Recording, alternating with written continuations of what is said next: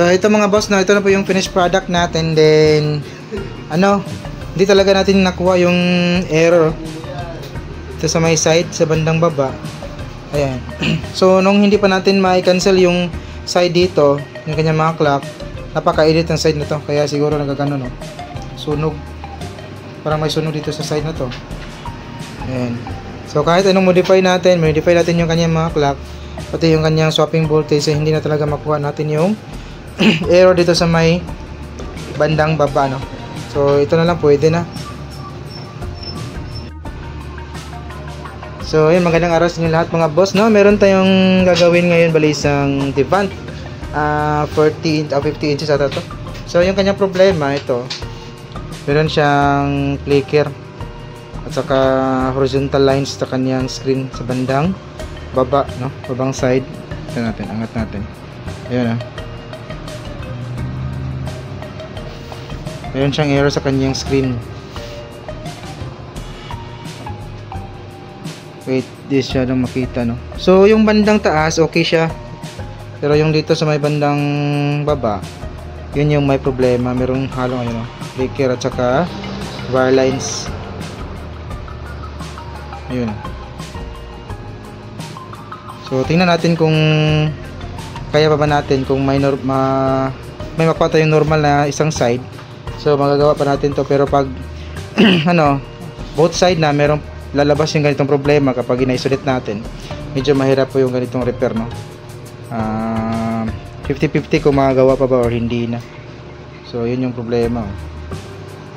So buksan natin. So ito pala yung model niya mga boss, model 50 UHB 300, no. Then ito yung kanyang loob. Ayan. So makikita natin dito, main board, power supply, T-con board, LVDS cable, then ribbon wire papuntang left and right side ng ating top board, rin papuntang panel, no? Yun. So kunin muna natin yung cover at ilagay dito. So ang gagawin natin dito is mag-isolate tayo, no. Maghang tayo ng ribbon. So check natin kung mayroon tayong makuhang normal na side na walang bar lines, walang flicker. Pero tingnan muna natin kung magkaka-display ba yung ganitong model kung wala yung kabilang side, no. So tanggalin muna natin yung isang side, tapos testing natin, no.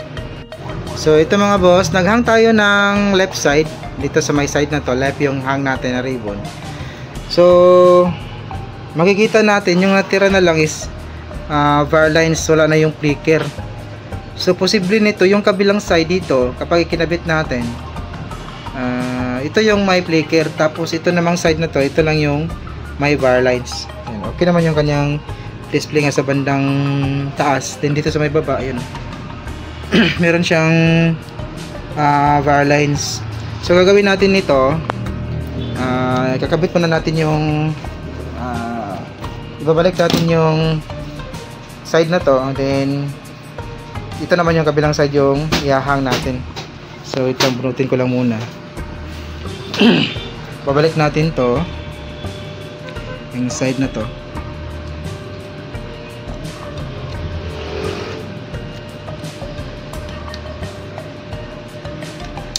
Wait, ayusin ko lang muna.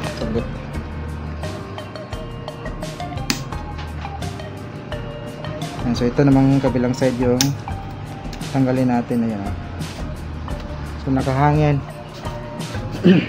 Saksak natin ulit. Yan, then papaanda rin natin. Inangat natin ng konti. Wait, pause lang muna saglit. So ito, tama nga tayo, no. Doon sa may left side natin, flicker yung problema. Ayan. At medyo malaki yung kanyang bar lines. So kung may kabit natin yung sa may side na to, flicker at saka bar lines yung lumalabas. Ayun, lumalaki siya. Pero kapag yung kabilang side naman yung naka-load, tapos nakahang yung left natin, right naka-connect, kunti lang yung kanyang bar lines dito, wala siyang flicker, no. So yun nga, dito sa side na to meron siyang flicker sa bar lines. Dito sa may kabilang side kunting bar line sa bandang baba. Ayan. So next natin gagawin dito is mag-try tayo mag-block ng mga signal, no? Yung kanyang try natin mag-block. Kung hindi natin makuha sa blocking, removing or modification yung gagawin natin, no? So babalik tayo kapag nagawa na natin, na troubleshoot na natin to para hindi na masyadong mahaba yung ating video. So ito mga boss, no, continue tayo. So ito yung block, i-block natin na linya, no? So nalocate na po natin kung saan yung kanya mga clock signal at saka swapping voltage. So itong linya na to, ayan. So kung bilangin mo mula sa gilid yan hanggang dito, yan sa pinaka-hole na maliit na linya, nasa 15 pins yan. Ayan. Ito. So na yun. Ayan, no? Mula sa gilid, bibilangin mo yan, 15 pins. So yan yung i-block natin. So ito na po yung block natin na tape. So kung bilangin mo yan, 2, 4, 6, 8, 12, 16 pins. Sumobra ng konti pero okay lang kasi nga yung sumobra dito is ground naman. Tapos yung ground nasa 6 na pins. So pwede yan. Pwede may block po isang ground kasi meron pa namang 5 pins yan na papuntang ground. So lock ko lang muna dito.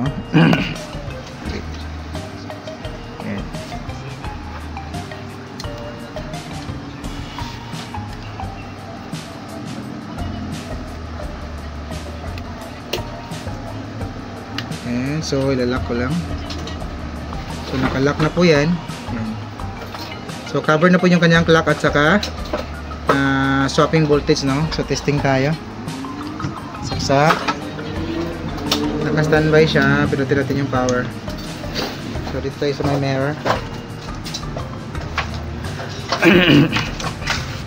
So labas yung logo ng Divan, saka smart.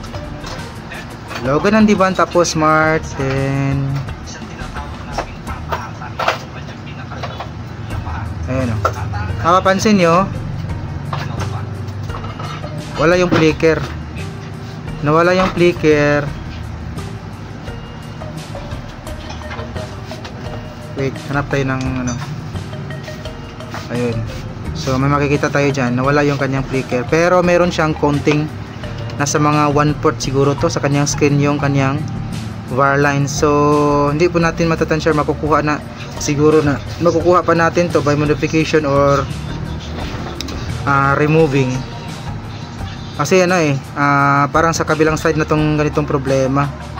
So ang nas-resolve natin na problema is yung kanyang flicker at napakalaking bar lines dito sa may side na to dito. Ayan, o. Sakop po yung quick no signal na yan. Sakop po yan doon sa kanyang flicker at saka bar lines na horizontal lines, no? So na-resolve po natin yun. Pero meron talagang konti dito sa may bandang baba. Ayan, kita nyo. Yung siyang merong error sa may babang side. Ayan, o. Ito. So kung sa akin lang po pwede na yan. So gagawin natin is try natin na mag-remove tapos modification. Pero kung siguro kung magagawa natin to, masolusyonan natin yung bar line sa may bandang baba. Bali gagawin pa natin yung video na yon, bali sa part 2 na siguro, no? Pero kung hindi natin makuha, wala nang part 2 tong video na to. So yan lang yung gagawin natin. Pero meron pa tayong gagawin, removing at saka modification. Try natin kung makukuha pa natin yung bar lines sa may bandang baba, no? So for this video hanggang dito lang siguro mga paps, no? Maraming salamat sa mga at saka nanood. May God with us always, and this is your service day technician. See you in our next video. Bye bye.